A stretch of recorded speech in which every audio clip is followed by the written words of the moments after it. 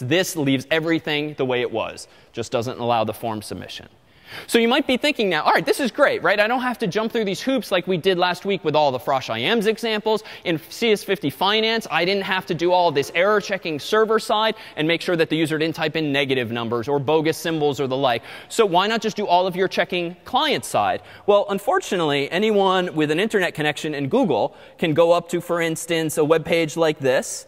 And let's say, where is it? Tools, and not tools, edit, preferences. Oh, let's do this actually. Disable, JavaScript, all JavaScript.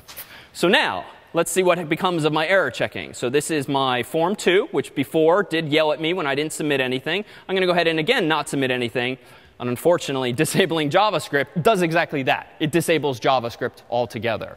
So then what is the point, right? If you can do this error checking client side, and yet it's so easy for anyone with a freely available plugin to disable your error checking, what's the value, arguably, still of these techniques? It kind of feels like a waste of time now, yeah? It is. It's still faster. And increasingly, right, we're in this Web 2.0 or Web 3.0 era, right, where like expectations have risen of web pages. And one of the reasons that Gmail is so popular and well used even in a mobile context in the web browser is because they've created the illusion of rapid responsiveness. Even if you're on a super slow 2G or 3G connection, your Gmail interface, if you pull it up in gmail.com in a browser on a phone, it's actually still pretty zippy. You can compose a message and hit send and go back and forward, but that's all JavaScript. Because what Google's doing in that case, if you've used the mobile client, the mobile website for Gmail, is they're hiding all of the latency, all of the slowness for you by doing it effectively in the background. So with JavaScript, we can at least improve the user's experience, even though this really now just means more work for us. Yeah? Good question. Is there a way to detect if a user has disabled JavaScript?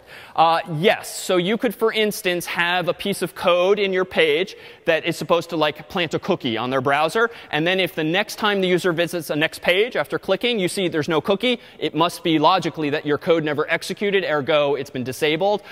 So you can do tricks like that. But really the lesson here is that JavaScript is not an alternative to server-side error checking and server-side validation. And one of the most common ways for websites to be compromised these days is because developers think that, oh, well, I've got my JavaScript checks here. The user can't submit a field that's more than 100 characters long. So I don't need a MySQL column that's more than 100 chars long. And yet they don't check for the same thing server side, and bad, unanticipated things can happen. Yeah?